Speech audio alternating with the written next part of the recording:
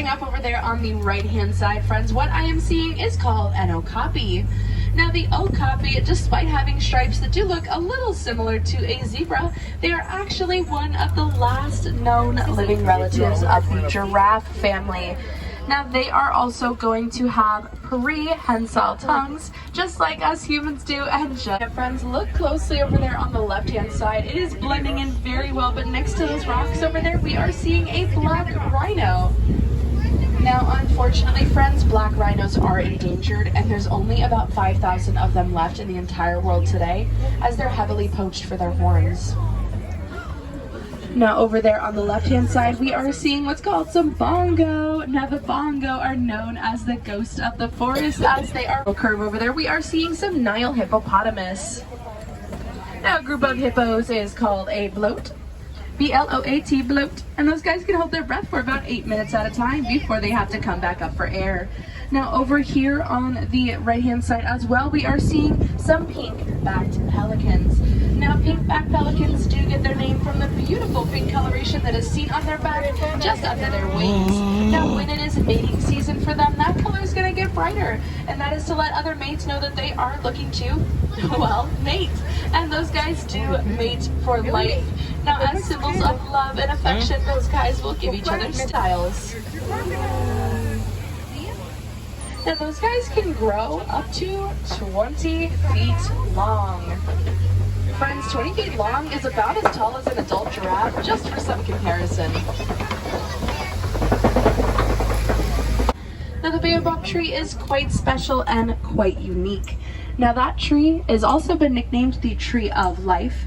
And the reason it was given that nickname is because it can hold water in its trunk like a water tank for several months at a time. Now, that's actually going to play a key importance to the animals on savannas. Now, when they are going through those very long droughts, they are actually going to find ways to puncture the base of that trunk in order to get the water out. Now, starting up over here on the right-hand side, some of my absolute favorite animals here on the reserve. Those are the Ankoli cattle. Now, their beautiful horns on top of their head, they can grow up to 6 feet long.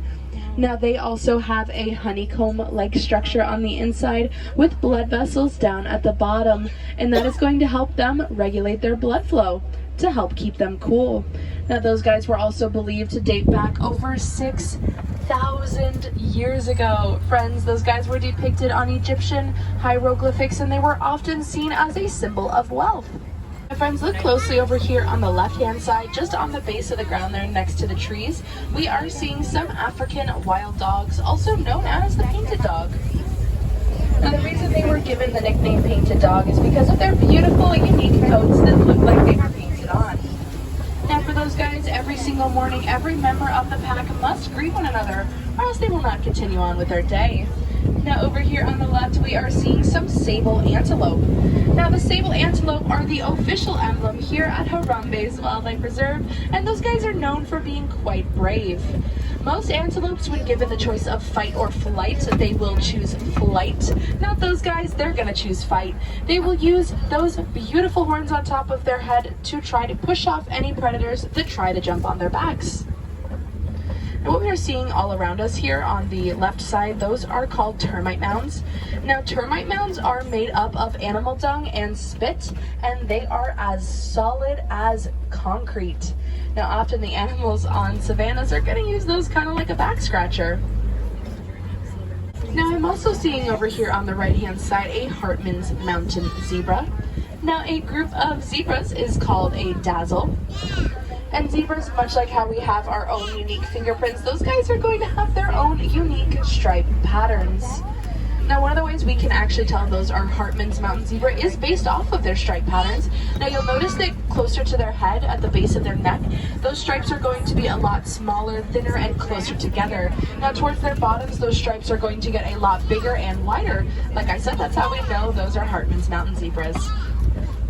Now, up ahead there on the left-hand side, we are seeing some Patterson's eland. Now, Patterson's eland are another type of antelope. They're actually the largest antelope we have here on our reserve. They can stand at about 6 feet tall, and they can jump 8 feet straight up into the air. Now, one of the things that the male Patterson's elands specifically will do is they will take their horns and they will rustle them around in flowers and bush. And friends, that is to make flower crowns to impress and woo the ladies. Now, I know that we did see some, and we are still seeing them all around us here. We are seeing some Maasai giraffe. Now, a group of giraffe is called a tower. And giraffes spend on average about 16 hours of their day just eating. They only spend about 30 minutes of their day sleeping, and they do sleep standing up. Now, mama giraffes, they will also give birth standing up. So one of the first things that newborn baby giraffe gets to experience in the world is gravity. They have a lovely 6-foot fall to the ground.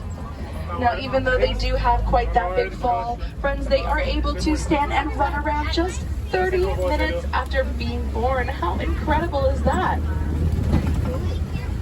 Now, friends, I know we are seeing an elephant over there to the right. I promise I will come back to it, but look over here closely on the left. We are seeing some mandrills. And mandrills are pretty shy and reclusive, and they do have those brightly colored faces and bottoms. Now, when they get excited, those colors are often going to get brighter.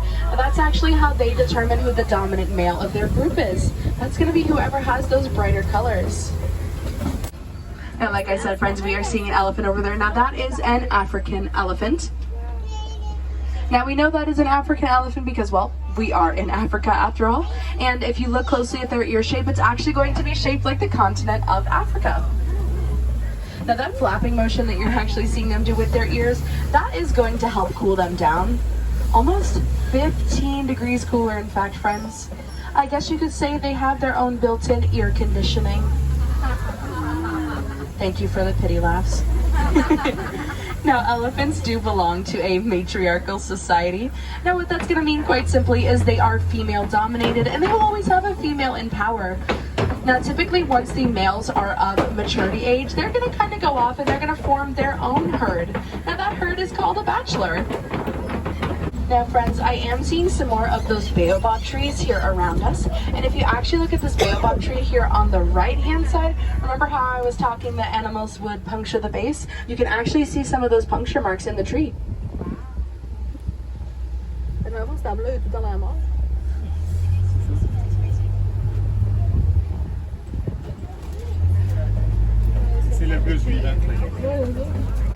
Now, friends, over here on the island to the left, we are seeing some greater flamingo. Now, that island shape does look a little familiar to me. I don't know about you guys. Now, a group of flamingos is called a flamboyance. And flamingos actually get their pink coloration based off of their diet. They eat a lot of crustaceans and shrimp, which have a protein called beta-carotene. Now, out of all the different species of flamingo, the greater flamingo are going to be the lightest shade of pink. Look like we are entering rhino territory. And how I know is actually that mud wallop over there on the left. Now, white rhinos are typically known to hang out around mud wallops, and they like to roll around in them, well, for many reasons. One of them being it's going to be a fun stimulant for them, similar to how a dog would want to roll around in the mud. Another one being it's going to help protect their skin from the sun, and it's also going to help them camouflage and blend in with their environment, like we saw earlier with the black rhino. Now, black rhinos are much smaller than white rhinos in comparison. The average black rhino will weigh around 3,000 pounds, and the average white rhino will weigh around 5,000 pounds. So that is quite the difference. So friends, keep your eyes peeled as we might see some white rhinos around the area.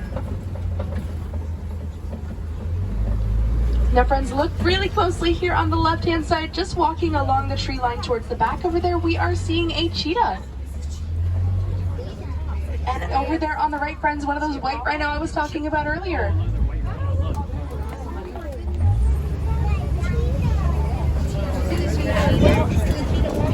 Now, cheetahs are the fastest mammal in the world, and they can run on average at 65 miles per hour. Now, at top speed, they can hit about 80 miles per hour, and they can go from 0 to 80 in about 3 seconds flat. Now, even though they can go those ridiculous high speeds, they're really only able to maintain them for about 5 seconds, as it's more of just a sprint to catch up to their prey. As a matter of fact, cheetahs are one of the few big cats to hunt during the day. Most are going to hunt at night as they have much better night vision. Not a cheetah, however. A cheetah's night vision is really only about as good as ours. And up ahead here on the left, we call that a kopie rock formation. Now typically you will see lions hanging out near kopies as they like to sunbathe and lounge around on top of them as they get a nice overlook of the area. Lions on average will actually sleep and rest about 20 hours a day. And they can do that because, well, they don't have any predators in the animal kingdom world. As a matter of fact, a lion's only predator is going to be us humans.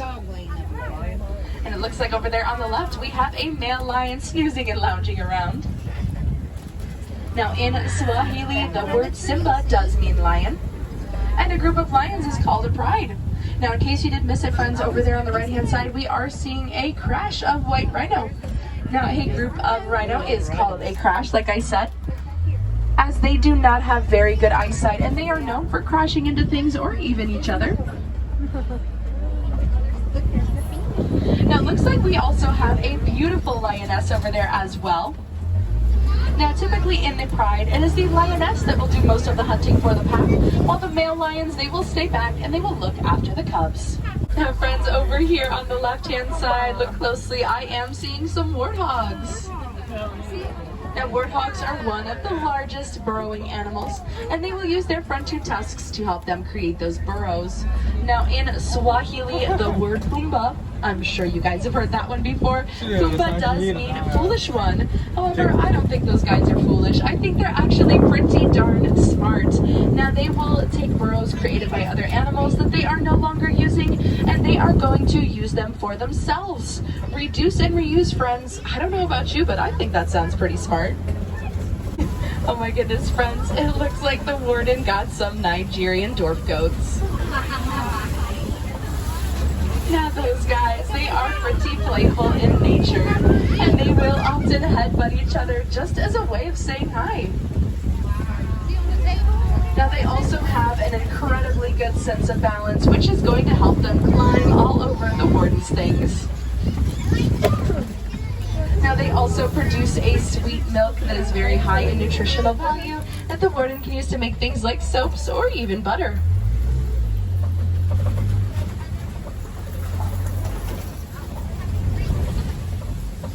Alrighty friends, now unfortunately we are heading towards the end of our journey. I do just want to say thank you guys so much for joining me here today, and I